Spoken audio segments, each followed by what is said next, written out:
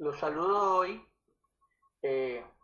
Antonio Fabián Erazo, presidente del Club Internacional de Literatura, 26 años, desde Midland, Texas.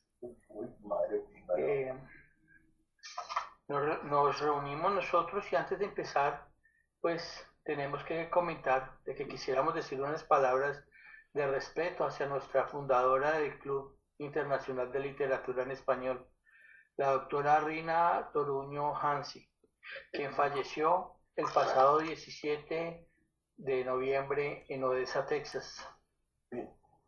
Sí, entonces la doctora Rina, originaria de El Salvador, fue catedrática de literatura latinoamericana y directora del programa de posgrado en español en la Universidad de Texas del Permian Basin. Tuvo literatura en filosofía de la Universidad de El Salvador y una maestría de la Universidad de Sorbona en París y de la Universidad de Lovaina, Bélgica. Publicó 10 libros y escribió más de 50 artículos en francés, inglés y español sobre temas filosóficos. Fue la primera mujer electa miembro correspondiente de la Academia Salvadoreña de la Lengua en 1995. Fue miembro colaborador de la Academia Norteamericana de la Lengua Española. En 2014, la Asociación Salvadoreña Americana le dio el diploma del primer lugar a la mejor escritora por el libro bilingüe Cruzando Culturas.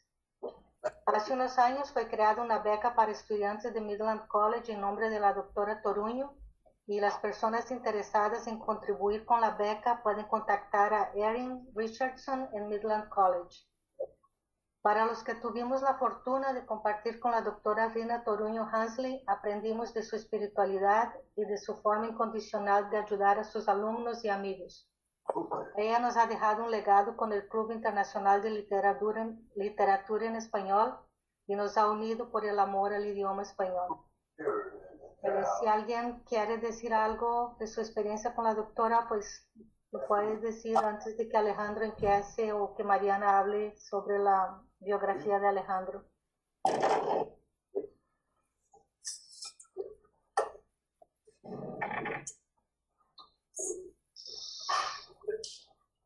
Marianita, entonces si quiere, por favor. Ok, bueno. Nuestro presentador de hoy es Alejandro Pariente, que fue nombrado director de noticias de Telemundo 48 en El Paso, que es parte de las estaciones de televisión que son propiedad de NBC Universal en el 2011. Tiene 19 años de experiencia en la industria de la radiodifusión con experiencia en periodismo y gestión de noticias. Lidera la división de noticias de KTDO de Telemundo 48, enfocándose en entregar un contenido que informa con profesionalismo y sentido de urgencia sobre noticias locales, nacionales e internacionales en español. Antes de su posición actual, Pariente fue director de noticias y presentador de noticias en KUPB Univisión 18 en Midland, Texas, durante 3 años, donde implementó con éxito una reestructuración de la división de noticias, llevando al noticiero del 5º lugar en audiencia en todo el mercado al 2º independientemente del idioma. Pariente trabajó como director de noticias y presentador de Televisa en Ciudad Juárez, México. Comenzó en el año 2000 como presentador de noticias. En 2003 se convirtió en editor jefe de escritura y asignaciones. Luego escaló a la posición de director de noticias para la estación en la ciudad capital de Chihuahua en 2005.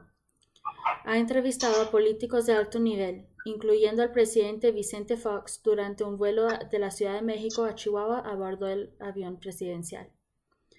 Pariente tiene una licenciatura en Derecho de México y también tiene una maestría en Derecho Empresarial de la Universidad Autónoma de Ciudad Juárez y estudios de posgrado en Derecho Internacional con la Universidad de Salamanca, España. En su formación jurídica, Pariente fue subprocurador general de Justicia en Chihuahua del 2009 a 2011. Este año ganó 5 Emmys en la Academia de Televisión, Artes y Ciencias. Muchas gracias por estar aquí. Muchísimas gracias, Mariana. Muchísimas gracias, Antonio, por la invitación. y pues con mucho gusto de saludar a todos mis amigos de Chile. También reconocer personas que se han incluido en esta plática. Gina Asher desde España, gracias por acompañarnos. Sabemos del cambio de horario y pues todas las demás personas. No tenía el gusto de conocerla, Teresita, pero me han hablado de usted. Mucho gusto, un placer. Y bueno, a todas mis entrañables amigas y amigos del Chile. El día de hoy, esta presentación, el afán que tiene es hacerlo más interactivo que expositivo. Así que en cualquier momento en el que quieran participar pueden hacerlo con preguntas. Y voy a compartir aquí mi pantalla para iniciar. No sé, a ver, tengo que hacerle así y luego share screen, luego esta, luego share, la hago grande. Y la primera pregunta es que ¿pueden ver mi pantalla? Sí. Perfecto, muy bien. Ok. Voy a poner mi barrita, si quieren también su barrita donde no les estorbe mucho. Perfecto, muy bien. Bueno, pues hablar de la televisión sería un tema muy amplio, ¿no? Hoy quiero guiarlos para decirles qué es lo que vamos a hablar el día de hoy. Y lo que vamos a es hablar de lo que ha sucedido en la televisión en los últimos años y el futuro de la televisión, que es lo más importante. Digo, hablar históricamente de la televisión seguramente es apasionante, pero a final de cuentas creo que lo que les atrapó a ustedes fue el interrogante de qué va a pasar con la televisión. ¿Va a seguir existiendo? ¿Va a desaparecer? ¿La van a reemplazar? ¿O qué va a suceder? Para poder responder esta pregunta tenemos que explicar un poco lo que ha sucedido con la televisión en la época prepandemia, pandemia, pospandemia, y luego estaremos hablando de dos figuras novedosas en cuanto a sus anacrónicos, OTT Fast Channels, que voy a explicar, pero ustedes van a ir reconociendo de acuerdo a sus hábitos que esto ya lo vienen realizando. Para poder entender un poco tenemos que delimitar qué es la televisión, ¿no? La de televisión es simplemente algo muy sencillo. Es un vehículo para informarnos, entretenernos y educarnos, ¿sí? Eso es prácticamente la televisión, así ha sido aquí y en China durante su historia. Entonces, algo sucede en Estados Unidos que pone a analizar a todas las cadenas sobre una propuesta a la cual ellos no le apostaban, o sea, creían que iba a ser simplemente satisfacer un pequeño segmento y nada más, el segmento del que no quería ir al cine, y así es como surge en 1997 Netflix. Y Netflix, y esto lo explicaría de una manera muy sencilla. Imagínense, hay una teoría que habla y me gusta mucho para ejemplificar, que se llama la teoría de las escaleras, y que dice que cuando alguien no ha hecho algo, tú empiezas una escalera. Vamos a suponer que en el mercado del on-demand, es decir, contenidos que puedas ver a través de internet, que sean que empezaron primero con películas, ellos establecieron su primera escalera, es decir, ellos son los creadores de la escalera y están en el primer peldaño, ¿no? En el primer sitio. Eventualmente alguien va a llegar a ocupar el segundo, el tercero, el cuarto, el quinto y el sexto. Pero ellos eran el primero. Entonces la escalera la fijaron ellos y ellos comenzaron. Posteriormente, y si ven la diferencia de años, o sea, 2019 Disney Plus empieza ya como una compañía única y exclusivamente productora de contenidos para propuestas familiares. Apple Plus en el 2020, HBO Max con una decisión mucho más independiente, porque ya existían pero como parte o integraciones de otras distribuidoras, como era pues, el cable, ¿no? O sea, los hábitos de la gente era dar cable y a través del cable, pues veo todas estas propuestas a través de canales, ¿sí? Entonces, ¿qué sucede durante la pandemia? No tenemos cines, no tenemos teatros, no tenemos conciertos, no hay festejos privados, no hay reuniones del CILE presenciales, ¿sí? Entonces, algo sucedió, que la gente comenzó a consumir la televisión, pero por otros intereses.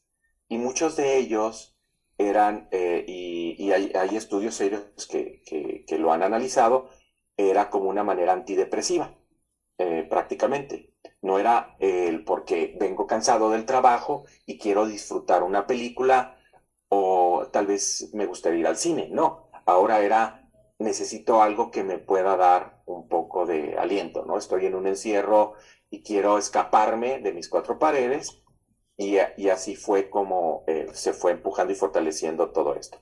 Entonces, lo que, pues, como ya sabemos, lo que era Netflix, comenzó a fortalecerse más Disney Plus, HBO Max, Apple Plus, y empezaron a surgir algo que se llama OTT, que se llama Over the Top. Es decir, generalmente las compañías que miden los ratings de la televisora, pues miden lo que la gente está transmitiendo a través de sus antenas. Pero como no había un medidor de antenas, prácticamente tenían que hacer las encuestas en campo. Entonces las compañías iban y recogían la preferencia de la gente con unos pequeños libritos que se volvieron sumamente importantes, que se llamaban los Big Book Period Surveys. Entonces prácticamente iban a tu casa o te lo enviaban y tú tenías que contestar y regresarlo. Entonces era una manera pues muy arcaica y simple de medir quién tenía mayor presencia.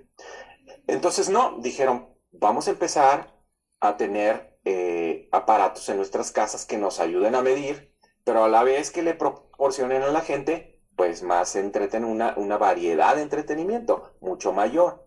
Y así es como surgen lo que se llama el over the top, es decir, el aparatito, puede ser el Apple TV, un dispositivo, puede ser la misma DVR del cable, puede ser, y hay muchas denominaciones. Entonces, la gente comenzó a familiarizarse con esas cajitas y así es como creció durante la pandemia los servicios de OTT. Tenían una ventaja, que ya se estaban introduciendo obviamente muy fuerte las televisiones Smart, y esto hizo que en 2019 aumentara un 35% el consumo de televisión.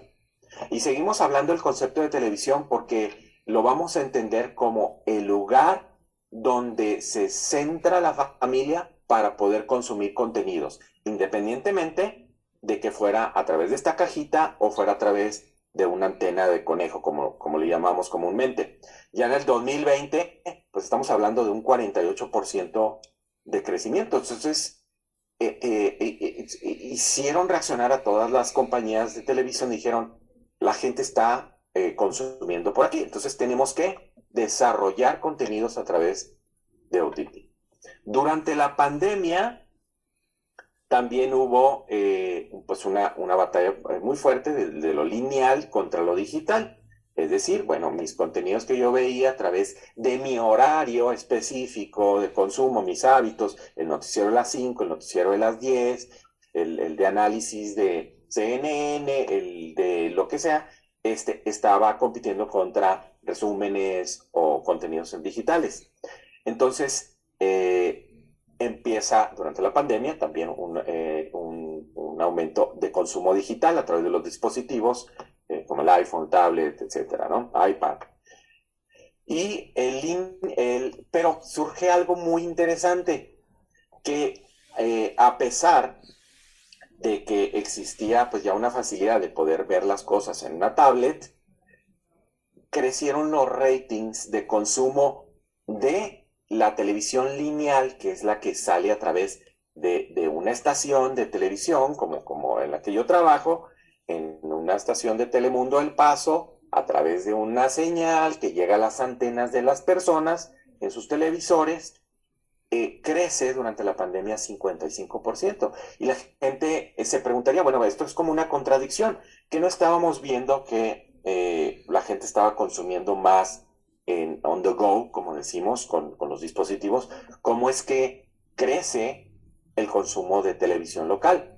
Bueno, el consumo de televisión local crece por los noticieros. Y la razón fue muy sencilla. La gente durante la pandemia se cansó, se fastidió, se hartó de la desinformación. Es decir, pues, las teorías de todo tipo, las teorías, el ejemplo más claro es el pro vacuna, el no vacuna, que si un chip, que si te van a insertar un micro chip, que te van a seguir, o si no, que te van a salir cabellos en la cara. Bueno, es un ejemplo burdo, ¿no? Pero todo tipo de historias y teorías estaban surgiendo a través de la pandemia, ¿sí? Y la razón pues era muy sencilla, era consumo. Y se dieron cuenta, y eso no lo integré aquí en esta exposición, que es una exposición completamente independiente y aparte, pero la presencia de los youtubers, ¿no? Entonces todos querían ser youtubers porque se dieron cuenta de que satisfacía dos necesidades. La primera, la de no ocio.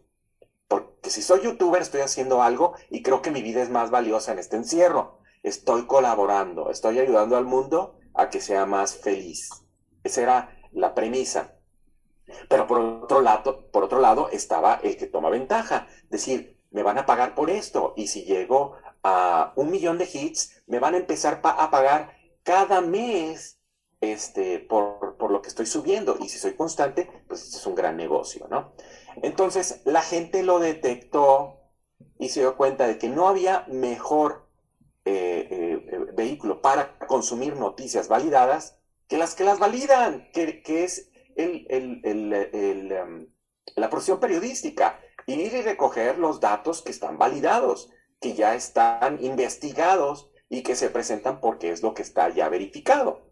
Entonces la gente dijo, vamos a ver los noticieros.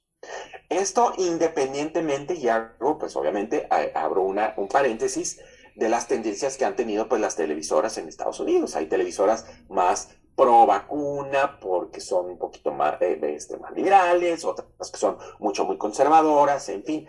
Pero independientemente de eso, todas tenían que presentar los hechos, ¿no? Y los hechos es de que estaban bajando o estaban reduciendo el número de muertes y con ese solo hecho la gente dijo me voy a vacunar. Y estoy nada más presentando o analizando uno de los temas, que era el de la vacuna, ¿no? Pero así como eso, hubieron muchísimos más, ¿no? Los destinos económicos, la inflación, las crisis, etcétera, ¿no? Entonces tenían que poder consumir esa información validada para poder saber a qué hora sí vamos a salir de esta pandemia y qué debíamos de hacer, ¿no? En el Inter. Ese sería el bad why, ¿verdad? ¿Por qué creció la televisión lineal, ¿no? Recuérdense que cada vez que digo televisión lineal es la que llega a sus televisores sin tener que pagar absolutamente nada. Simplemente compraron sus televisores y tienen una señal abierta que la captan sus antenas, ¿no? Entonces, se salva la televisión tradicional gracias a los noticieros.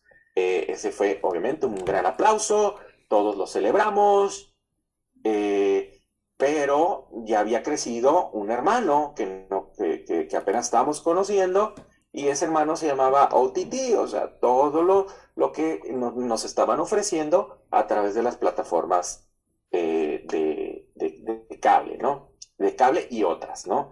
Entonces, si recuerdan lo que les mencionaba de la escalera, pues dijo NBC, bueno, yo no voy a competir, yo no me voy a ir al peldaño 2 o 3 o 4 de la escalera, porque ya está ahí Disney Plus, ya está ahí HBO Max, ya está ahí un montón de otras compañías que quieren un pedazo de ese pastel. Entonces NBC lo que dice es, voy a crear Peacock. Y Peacock era una nueva escalera, porque la propuesta inicial de Peacock era, te voy a ofrecer contenidos que son entrañables, porque son para la gente que está ahorita nostálgica, está muy abierta a volver a ver sus series, que lo hicieron sentir que la televisión era importante en sus vidas. Pues se los voy a ofrecer a través de mi nueva escalera, en la que no tienes que pagar absolutamente nada. Y así es como inicia Peacock, una aplicación que ustedes bajaban en su celular, en su desktop, sin necesidad de que tuvieran una televisión inteligente. Es simplemente una aplicación, un acceso, un website, ¿no? Y así la gente comenzó a familiarizarse con algo gratuito. Eventualmente se dio cuenta de que no, pues era insostenible, necesitaba una suscripción plus, un acceso que sí tuvieran que pagar, obviamente.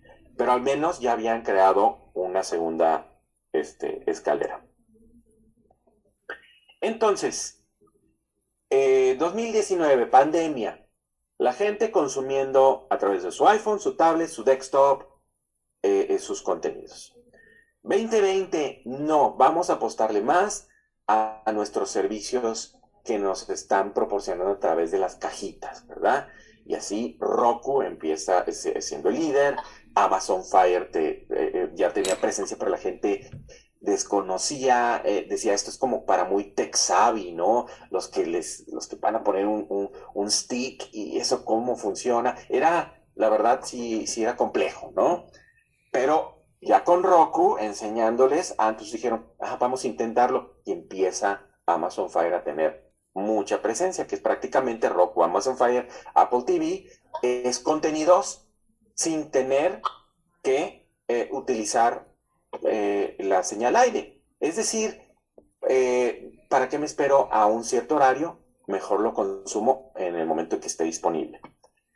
El único downside del OTT es que los contenidos no podían ser en vivo, es decir, eran contenidos grabados, preproducidos, independientemente si eran contenidos de naturaleza noticiosa o si tenía que ser algo ya preproducido, porque tenían que enviárselo a Roku para que Roku lo pusiera en sus plataformas. Entonces eso también, pues, a la gente le gustaba, lo podía ver en cualquier momento, pero no es la inmediatez, ¿no? No es lo que está sucediendo al momento. Y eso seguía siendo, pues, la televisión tradicional o la de cable, ¿no? Luego, el 2021, post-pandemic era, y se dan cuenta que, bueno, mientras decide la gente si se va a quedar con el cable, si va a seguir viendo la televisión aire, pues tengo que también darles la opción a los demográficos, es decir, a las personas que están en cierta edad, que no los voy a hacer sentarse en el sofá a ver la televisión central de la casa. Entonces, pues ahí es donde todos los networks, apps inician, ¿no? Es decir, todas las compañías tradicionales de televisión lineal sacan su aplicación y les proporcionan contenido. Y la manera de proporcionarles el contenido más acercado a lo en vivo, pues son el stream. Es decir, si tengo un noticiero en ese momento, pues te lo voy a presentar a través de tu aplicación. Entonces, esto quiere decir que si ustedes se van a alguna aplicación de alguna televisora que les guste, seguramente localmente van a ver el noticiero local a través de esa aplicación, porque va a iniciar al mismo momento en el que va a estar iniciando a través de la señal aire, ¿no? Pero también, digo, obviamente empieza muy fuerte también YouTube, porque YouTube ya tenía cautiva a las personas de consumo, se llama topical consume, quiere decir de intereses específicos, ¿no? Los que querían saber tutoriales de algo, los que querían, no sé, escuchar o ver los trailers de una película, los que querían ver a lo mejor una exposición importante de algún maestro, etcétera, etcétera, pues lo tenían en YouTube. Entonces ya tenían cautivos ahí un gran número de consumidores y dijeron, bueno, pues vamos a hacerlo que parezca televisión, ¿no? Entonces crean YouTube Channel y YouTube TV y de esa manera pues se van a la escalera de los networks, ¿no? Aunque su especialidad era otra, los consumos que uno va proporcionando. Entonces, YouTube dice, no, yo también quiero tener credibilidad, quiero que la gente venga a buscar la información verificada. Entonces, empieza a incorporar programas, ¿no? On demand. Y luego, pues también, me digo, lo de OTT que ya lo comentamos. Entonces, ¿qué sucede? Déjenme nada más quito esto aquí. Llega algo novedoso que se llama Fast Channel. Prácticamente las televisoras, NBC, ABC, CBS, etcétera, se dan cuenta de que pues, la gente quiere consumir la información validada, los programas que sí ellos validan, pero no lo quieren en la forma tradicional, ¿no? Ya quieren deshacerse del cable que les está costando un ojo de la cara, quieren deshacerse de la señal aire porque los ata a los contenidos a ciertos horarios nada más, y luego tienen una serie de programación que no les interesa, no quieren ver programas que ya son viejísimos, es decir, las novelas, las series, sí, prácticamente su interés era nada más las noticias. Entonces lo que hace las televisoras es, ok, ¿cómo puedo aliviar mi carga económica? Volvemos a lo que les pasó a Televisa, ¿no? Se repite la historia, esto es cíclico. Hemos sobrevivido económicamente, los noticieros nos salvaron, la credibilidad de nuestros reporteros y conductores de noticias, pero pesa mucho la carga porque producir un programa de noticias es caro. Hay más de 30 personas involucradas, ¿no? Como les mencionaba. Entonces, ¿qué debo hacer? Entonces, lo que deben hacer es cómo presentarlo al mayor número de personas de acuerdo a los hábitos que ellos ya están marcando. Lo quiero ver ininterrumpidamente, quiero contenidos locales y quiero contenidos en vivo. Pero los quiero sin tener que estar pagando un servicio de cable. Entonces lo que hacen es crear el Fast Channel, que prácticamente el Fast Channel es el Free Ad Streaming Television. ¿Por qué no es el Fast Channel para distinguirlo? No es el YouTube, el Roku, Amazon, nada de eso, porque esto tiene que ser producido por una televisora. Es decir, la señal a final de cuentas tiene que salir de un estudio, tiene que salir de un área de un control room, se llaman, donde están las personas, obviamente, operando, ¿no? Entonces, el Fast Channel lo único que cambia es que se va a entregar al consumidor, al televidente, a través del Internet. Entonces, ¿pero cómo? A través de su televisión.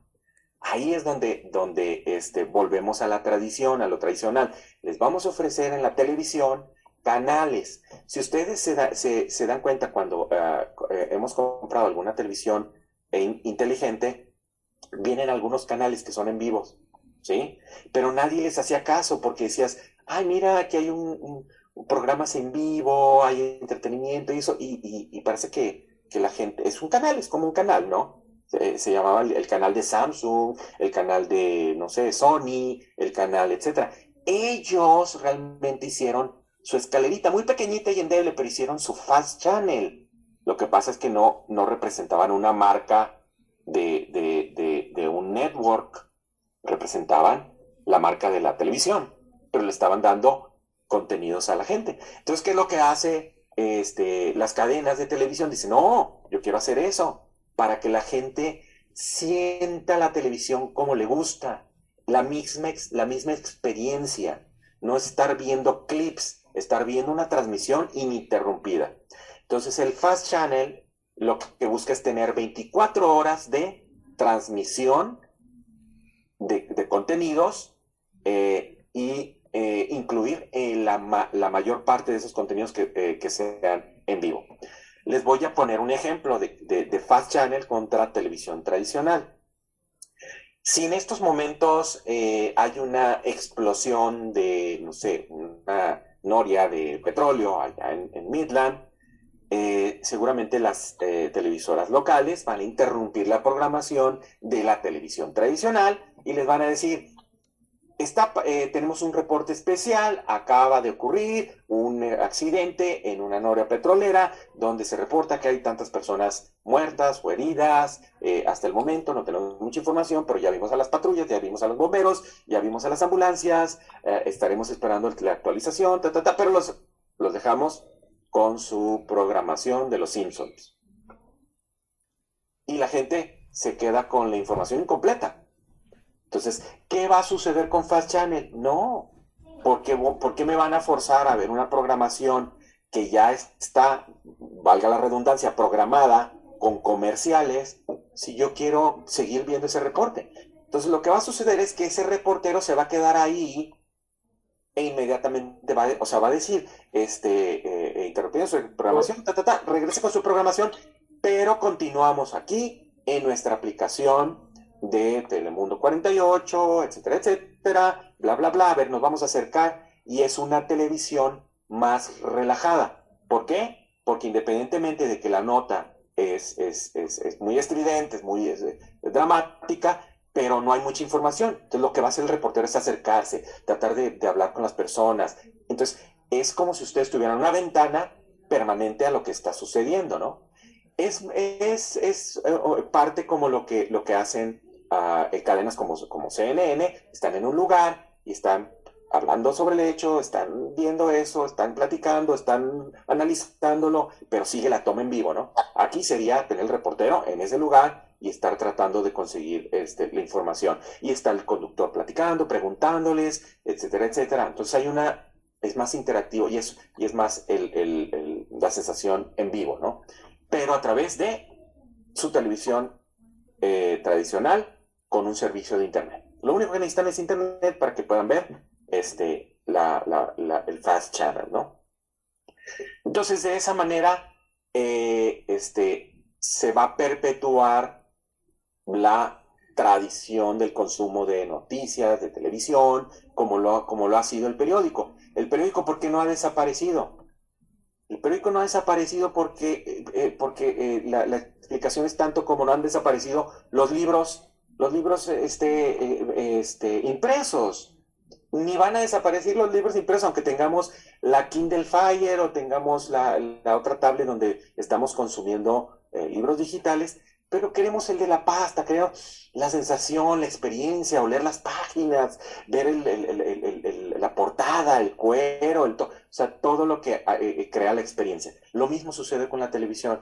La gente quiere seguir sentándose en su sala y quiere comprar la televisión más grande para seguir teniendo una experiencia aumentada de lo que es un hábito que viene desde sus abuelos, ¿no? Ahora, ese es el comportamiento, obviamente, de un demográfico que es 45 plus, ¿no? Hasta 60 y tantos, 70 y tantos, ¿no? Entonces, pero los jóvenes, ellos sí están cambiando, sus hábitos porque no tienen muchos intereses para estar sentándose en el sofá.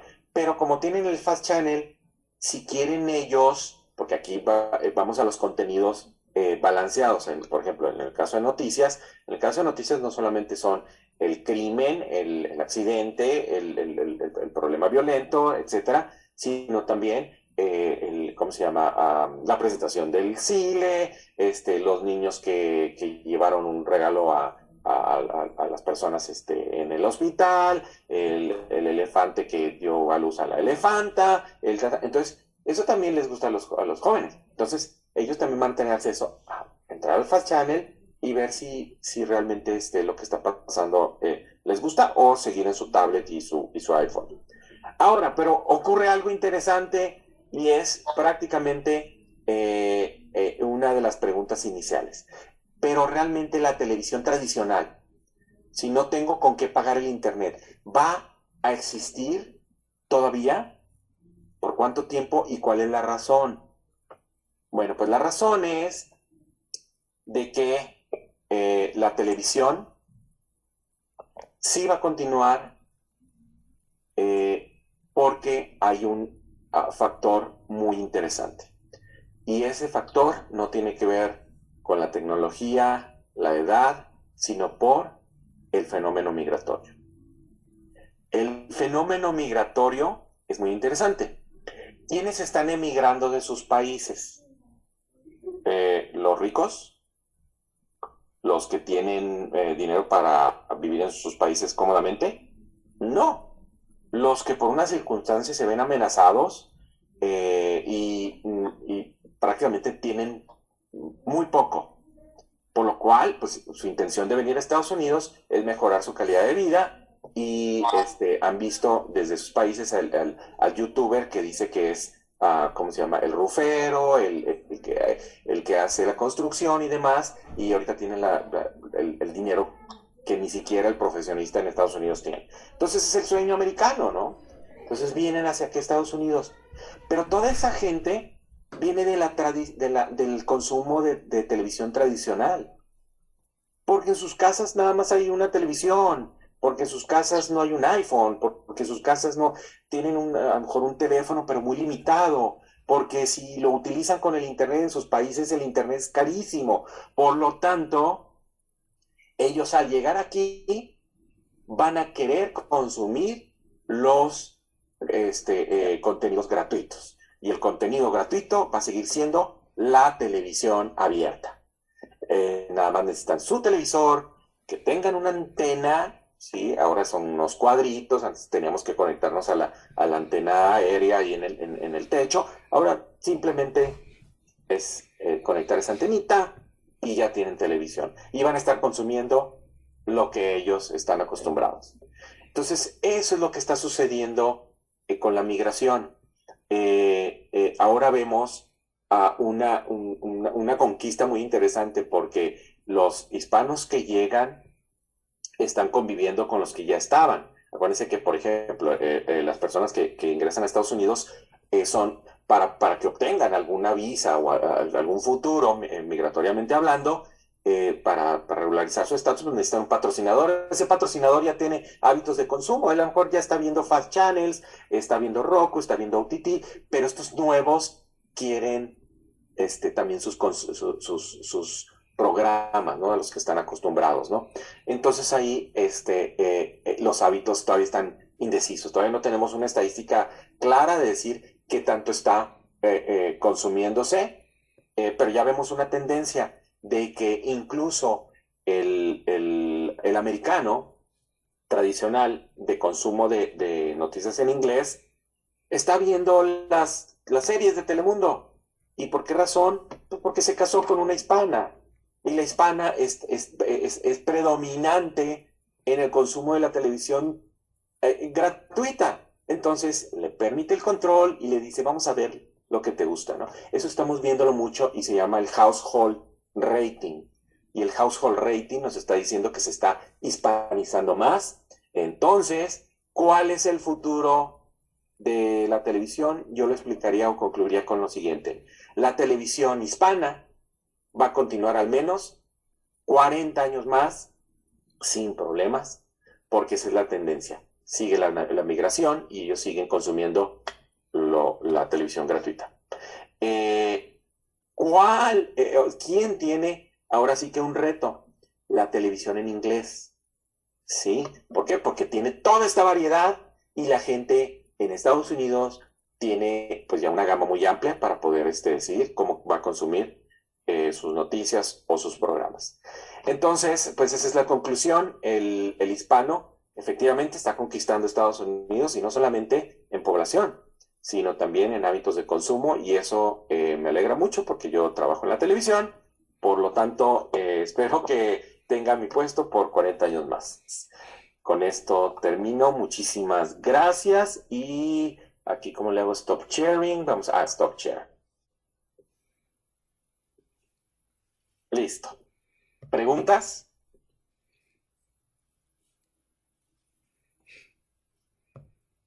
Abel Luna está aplaudiendo porque metió gol, ¿quién? ¿Inglaterra?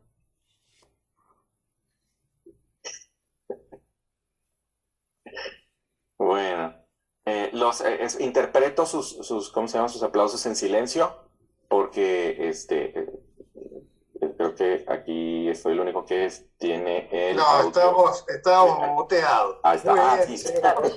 Ahora sí. Ahora sí. Muy bueno, No. Al. Súper interesante lo de la tele, muy interesante. Ah, qué bueno que les gustó. Y a mí me gustó más prepararla porque, digo, me da más futuro. Claro que Yep. Sí. Felicidades, muy interesante, muy buena información y muy interesante sobre todo. Gracias. Digo, a veces me extiendo un poco, pero espero que haya sido de utilidad. Y la manera de presentar es, Alejandra, compartes tu conocimiento de una manera tan amena que lo haces fácil y lo haces dinámico. También Gracias, Martita. muchas felicidades, ¿no? Y realmente, pues ver la evolución de la televisión y dices, caramba, esto está sucediendo en nuestros tiempos. O sea, nosotros nacimos con el tipo de televisión tradicional y nos están tocando todos estos cambios, ¿no? Entonces sí es impresionante la velocidad que está teniendo todo esto. Y bueno, veamos el futuro, el metaverso y todas esas cosas que vienen, ¿no? Entonces se va a poner muy interesante. Muchas gracias por todo esto. Yo vengo de Cuba, donde teníamos 2 canales y la televisión de orejitas. Y la verdad que verlo así explicado, la historia y la evolución de la televisión ha sido fascinante, de veras. Gracias. Alejandro, ¿qué tan difícil es mantener un medio televisivo? ¿Y cómo hacen para estar a la vanguardia de todos los adelantos tecnológicos? Bueno, en la televisión tradicional, y precisamente la pregunta es muy acertada, muy buena, porque la tecnología se ha ido abaratando, afortunadamente. Antes la tecnología era carísima. Producir un noticiero era impensable si no era un grupo de inversionistas, o en este caso alguna cadena, ¿no? Con bastante músculo financiero. En el caso de NBC, pues tenían a Comcast, que ha ayudado y ha salvado de alguna manera a NBC Universal y a la cadena NBC Telemundo en retos económicos fuertes.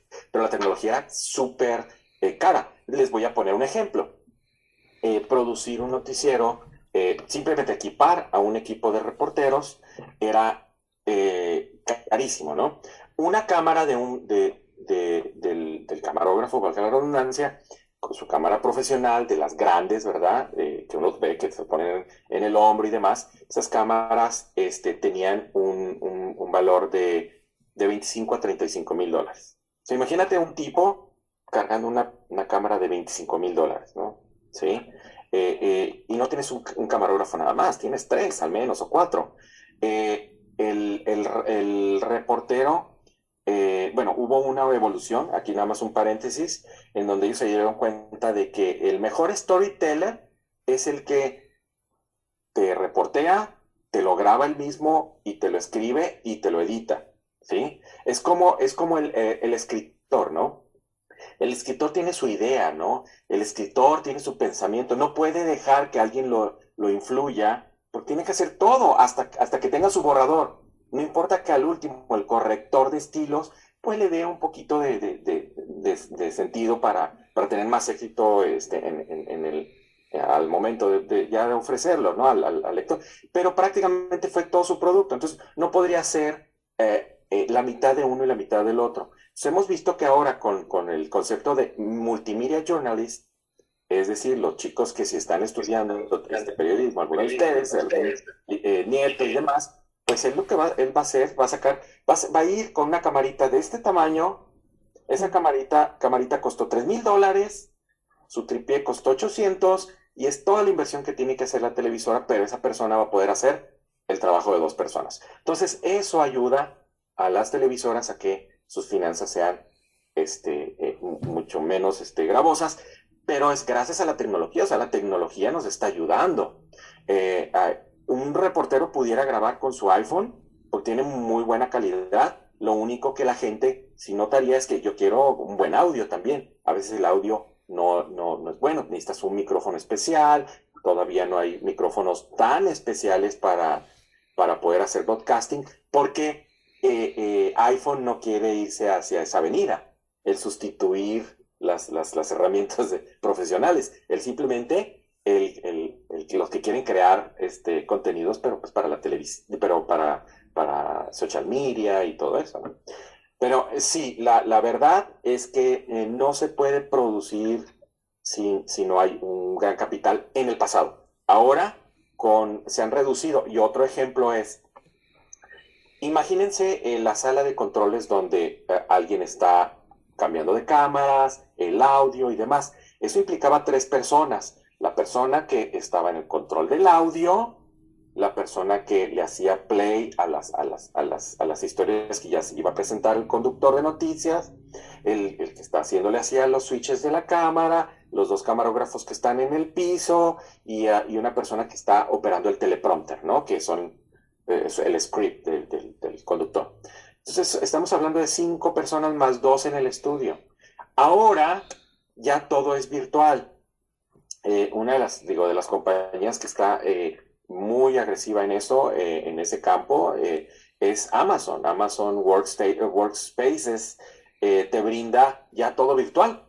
Es decir, yo puedo estar aquí en mi casa con un teclado como estos y entro a una interfase que está en internet como si tuviera yo todo mi sala de controles.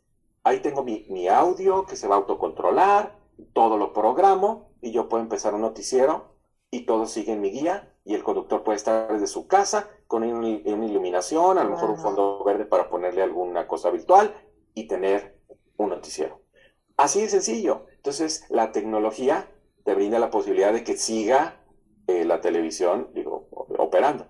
Claro, nosotros no lo hacemos a esos niveles, porque todavía pues hay tecnología muy buena, de mucha mayor calidad, que está medianamente barata, pero no al extremo, para no sacrificar calidad por economía. Gracias. Alejandro, yo tengo una pregunta acerca de la creabilidad. Yo soy el dueño del control, sí, pero también veo que hay mucha información dando vueltas y que no hay una forma como para yo decir a esta persona sí le puedo creer o a esta no, porque todo el mundo está hablando de su punto de vista. Y como tú estás diciendo, una sola persona es el que está realizando el contenido.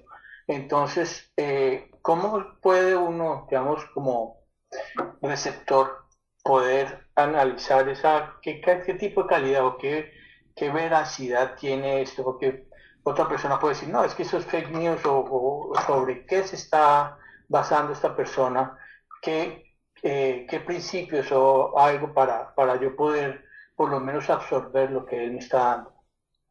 Los principios son muy sencillos, ¿no? Y prácticamente provienen de ti mismo. Tú tienes un sentido intuitivo en donde te das cuenta cuando algo en repetidas ocasiones se está presentando. Les voy a poner un ejemplo, ¿no?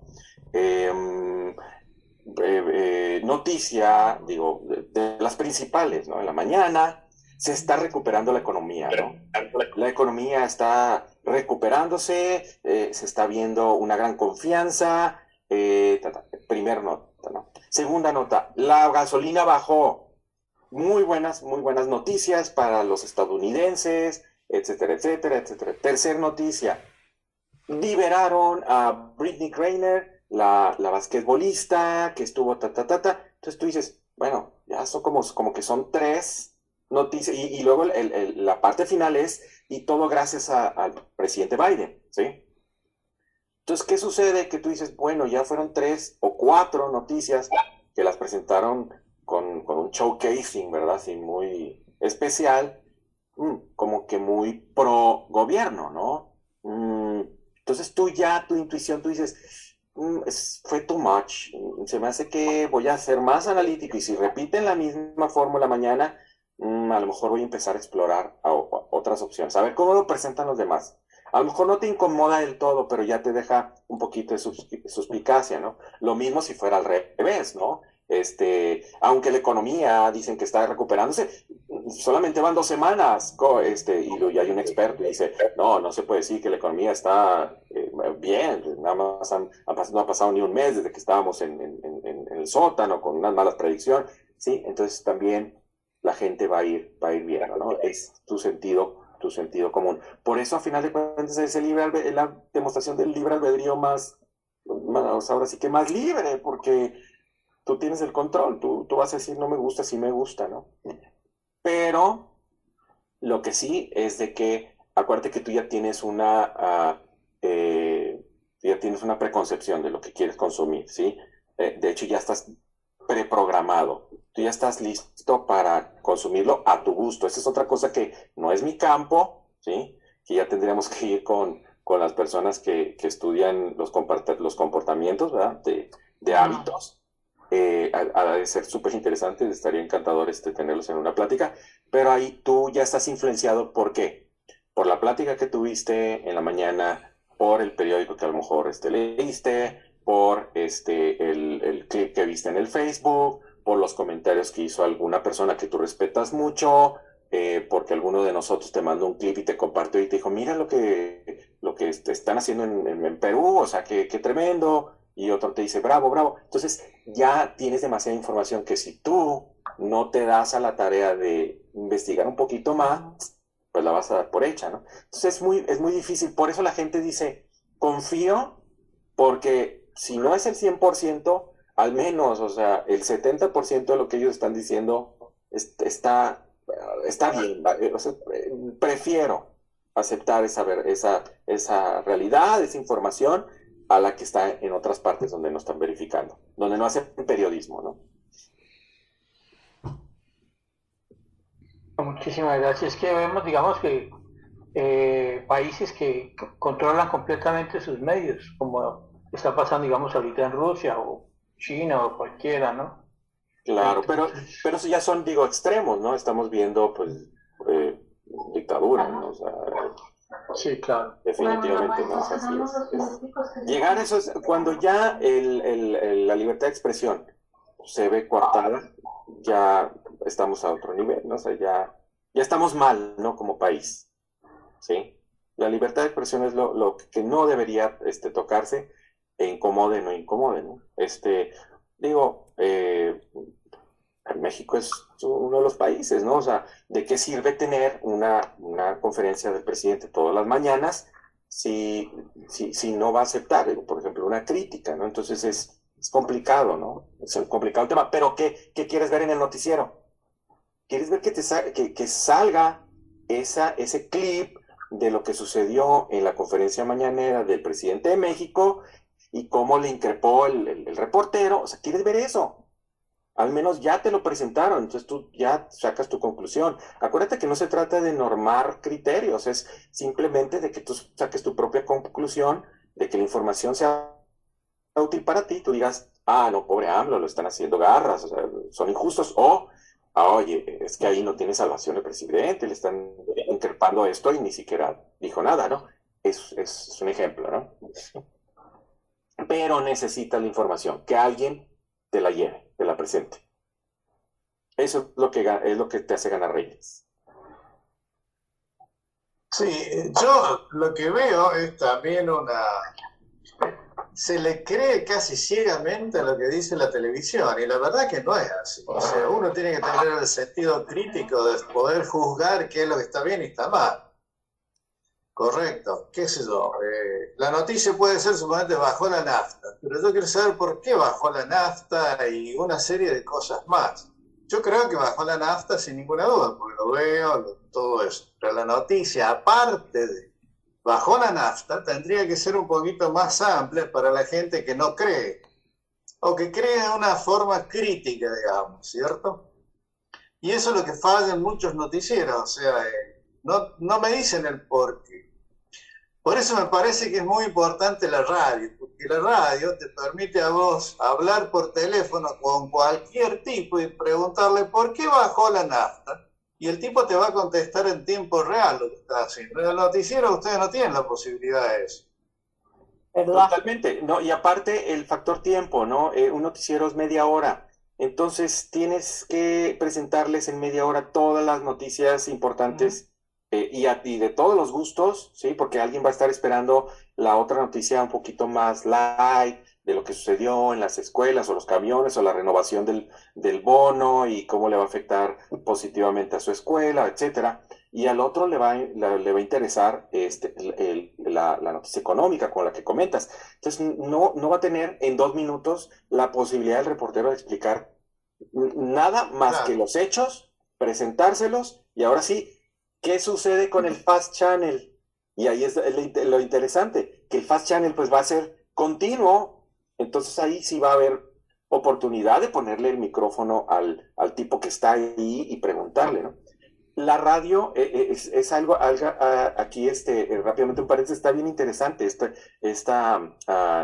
comentario que hace Juan Carlos, porque es cuestión de comportamiento. La cámara intimida, es algo que no hemos podido nosotros quitarles de la cabeza a los políticos o a las personas relacionadas en los temas, de que simplemente están haciendo lo mismo que la radio, nada más que en imagen. Pero a la radio no le tienen miedo. En la radio sí hablan. Y cuando vas y quieres recoger lo mismo, pero les dice, pero nada más, lo mismo que dijo, pero en televisión. No. Entonces, es como que están temerosos, ¿sí? Creen que eso sí les pudiera afectar. Realmente la radio es buenísima, porque efectivamente ahí van los tipos. O sea, no hay personaje que no vaya a la radio, porque les encanta, pero la ven inofensiva. Y seguramente hay menos consumo de radio que de televisión, obviamente. Total.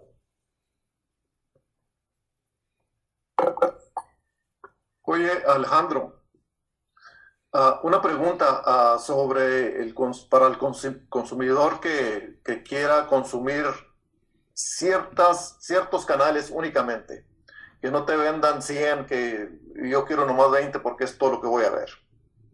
¿Qué se oye decir en la industria de eso? Que me vendan lo que yo quiera escoger. La respuesta es el Fast Channel. Tú, eso sí, digo, también, como todo es negocio, pues el Internet es el que va a ser el ganón, porque vas a tener que necesitar un servicio de Internet en tu casa, pero tú ya vas a poder tener tu Fast Channel, tu PIN, ¿verdad? Tu favorite, ¿no? De tus Fast Channels que quieres y verlos. Y puedes regresar en tiempo si es que quieres ver la repetición. Entonces eso va a ser lo interesante del Fast Channel. Lo ves en vivo, pero puedes regresar.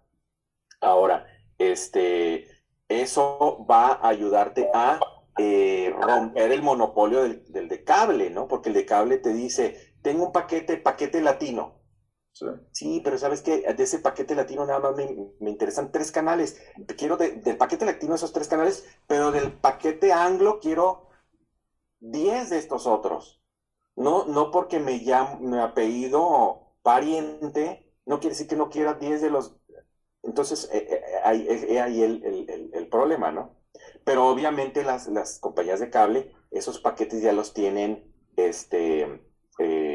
cotizados, ¿no? O sea, ya saben su ganancia, ¿no? Van a haber unos que realmente no te va a interesar ver el Golf Channel, porque no juegas golf, pero está incluido en el paquete anglo X, ¿no? Sí. Como se llame. Eso es lo que vamos a eliminar con los Fast Channels. Muy bien. El Fast Channel viene directamente de Internet, ¿cierto? O sea, vos no necesitas ningún servicio de cable ni nada. Total, pero de una televisora. O sea, prácticamente es la televisora quien te lo está proporcionando a través de Internet. Claro. No alguien X, ¿no? O sea, sino tiene que ser una marca, ¿no? Porque la gente sigue confiando en las marcas, ¿sí?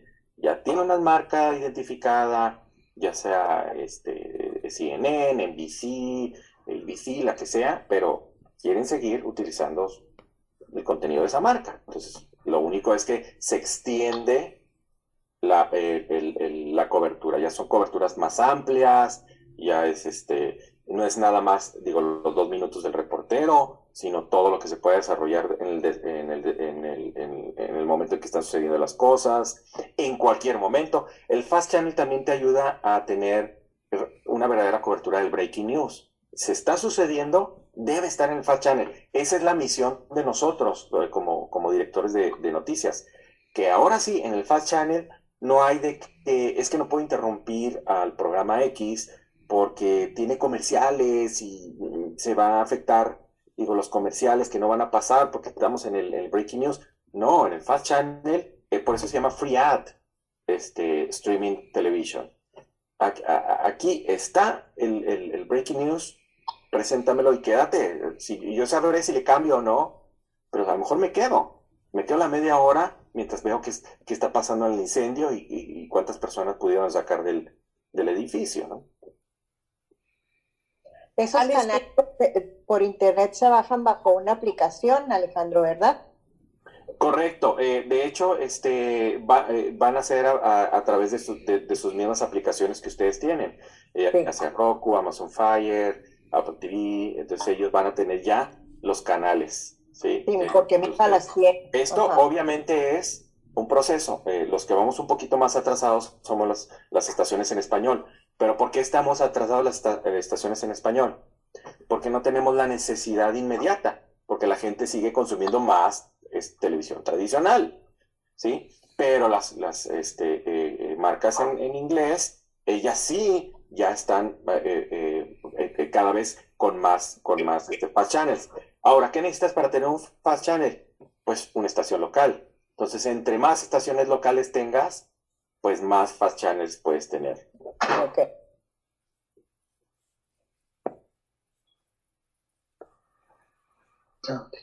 ¿Alguna otra pregunta? No. Bueno, pues yo quiero agradecerles, principalmente Antonio, que me haya permitido y me haya considerado como uno de sus ponentes. Yo encantado. Antonio, y pues muchísimas gracias por la invitación. Muchas gracias. Quiero desearles una feliz Navidad. Los quiero mucho, gracias por estar con nosotros. Seguimos con el club bien vivo. Vamos a seguir en la memoria de la doctora Toruño. Esto fue lo que nos une, lo que nos unió. Nos queremos con todo el legado. Cada uno pues tiene sus sentimientos encontrados y sus historias con ella. Cada uno vivió su parte y es muy bonito tenerlo en el corazón y sentirlo. Les deseo una feliz Navidad. Vamos el próximo año a empezar también con un tipo de charlas, tal vez un poquito más culturales, históricas, y pues también seguimos abiertos a que todos nos colaboremos, a que sigamos siendo parte del club. No dejemos que esto sea de unas solas personas, sino que todos somos un grupo. Y eso es lo que nos va a mantener en el aire, vivos y con credibilidad. Quién sabe, después tengamos nuestro programa de televisión. Exacto, nuestro Fast Channel, ¿verdad? Claro. Y gracias a la señora Asher desde España que se conectó con nosotros. Muchas gracias. Gracias a todos. Gracias. Feliz Navidad. Adiós. Hasta siempre.